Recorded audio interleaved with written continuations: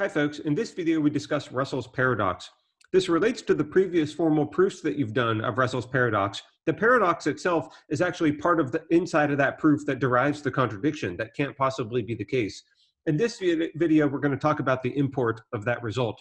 When we're discussing set theory, the quantifiers that we're using range over the realm of sets and all the sets that there are. And what folks want to do in set theory is prove all the fundamental results and important facts about sets that we can, and see what use the world of sets is. One of the important questions for this domain of mathematics is, how many sets are there? What sets are there? Is there a set for anything that we can talk about? Like, I can talk about all the horses on Earth right now. Can we talk about the set of all those horses? Or is there a set of all the mammals on Earth? Is there a set of all the raccoons on Earth?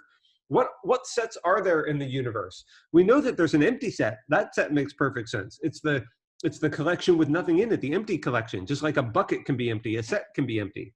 Well, can there be sets for anything that we can talk about? This is an analogous question. This doesn't come out of thin air. Every domain of mathematics, every part of mathematics asks these exact same questions.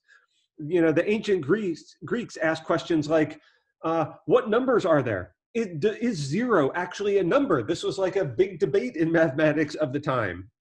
You know, how many different kinds of triangles are there? Are there irrational numbers? At one point, the ancient Greeks, the Pythagoreans, which were like a mathematics cult, who actually were pushing the bounds and proving some of the most important things in mathematics 3,000 years ago, they thought that actually there were no irrational numbers. All numbers had to be rational. But then one of them discovered a proof of an irrational number using logic, and supposedly the story goes, what they did is they took that person out into the Mediterranean Sea and dumped him because they didn't want this scandalous facts getting out there that you could just use logic to prove the existence of irrational numbers. Or are there imaginary or complex numbers? Every area of mathematics asks these same questions and uses logical proofs in order to set the domains and establish the fundamental facts about that area. Well, the same thing happens in set theory. We want to know, what sets are there? Are there sets for any property that we can define whatsoever, is one simple way of saying it. Is there a set of horses? Is there a set of all the even numbers, all the natural numbers? Is there a set of all the irrational numbers? Well, here's a property that Bertrand Russell 100 years ago thought about. What about the property of not being a member of yourself? Because the basic relation in set theory is the membership relation. And if I define the set, for example, A, to be the numbers 1 and 2, it's this pair, then the number 1 is a member of A. Of course, A is not a member of A. That doesn't make sense. A is not the same as the number 1 or the number 2. A is the set containing those things. So A is not a member of itself. Well, lots of sets are not members of themselves. And this bold capital N is used to refer to the natural numbers. The set of natural numbers is not itself a natural number. It's not in itself. The empty set is not in itself. Nothing is inside the empty set. So of course the empty set itself is not inside the empty set. So it seems like it's perfectly easy to talk about all the sets that are not members of themselves. Well, let's just use the letter R to refer to those things. And little lowercase r is often used for this purpose because it's called the Russell set.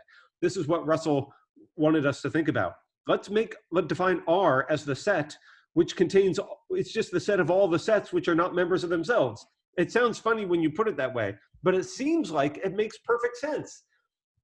Couldn't there be a set of all the sets that are not members of themselves? What would go in R? Well, the empty set would be in R. My set A that I defined would be in R. The set N of natural numbers would be in R, because all those things are not members of themselves. Well, what Russell demonstrated, his ingenious idea, was to wonder, well, R is a set.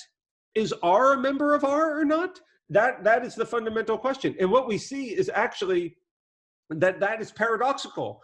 It doesn't make sense to question whether R is in it or not. But of course, if there can be a set for any property, and this is a well-defined property, then it seems like there has to be such a set R. But there cannot be such a set R. This is precisely what is called Russell's paradox. Here's the FOL definition of R. And this is what you just saw from those previous proofs. You see, for all the quantifiers range over the domain of sets. And so what we're going to ask is, for all objects Y is a member of R if and only if Y is not a member of itself. And this seems like it makes perfect sense. We can just write this formula out.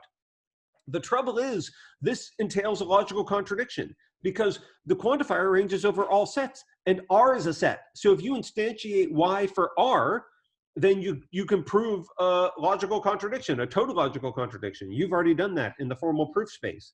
And a way of thinking about it is, I mean, if you just want to put it in words, what if R is a member of itself?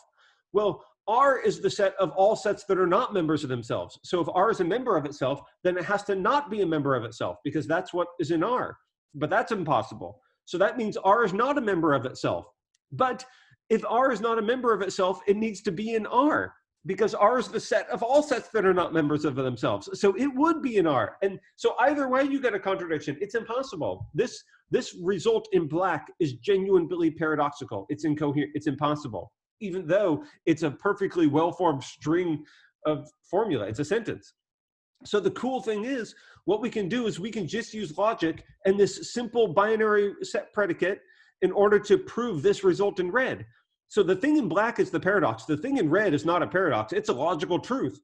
It's the thing that you used FOL in order to prove.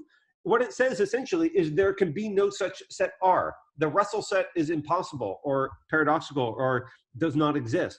And so this is one of the foundational results of set theory, which is one of the it guided the direction of set theory for the last 100 years and was hugely important for the history of mathematics, because what Russell used is just first order logic that you learned in this class in order to prove that this set doesn't exist. And this really genuinely shocked people that you could prove this, because it allows us to establish, we can start to make progress on this question of what sets are there. And people really thought that there could be a set for any property we can define. But what Russell showed is you can't do that. So it makes pressing this question. So what sets are there? What properties do make for well-behaved sets, and which properties aren't actually leading to sets or not? And the whole, the current branch of mathematics and set theory, like it's called Zermelo-Fraenkel set theory, exists precisely as a response to this question that Russell gives us. What properties do lead to well-behaved sets and which ones don't? And that's what this branch of mathematics still studies. Okay, thanks.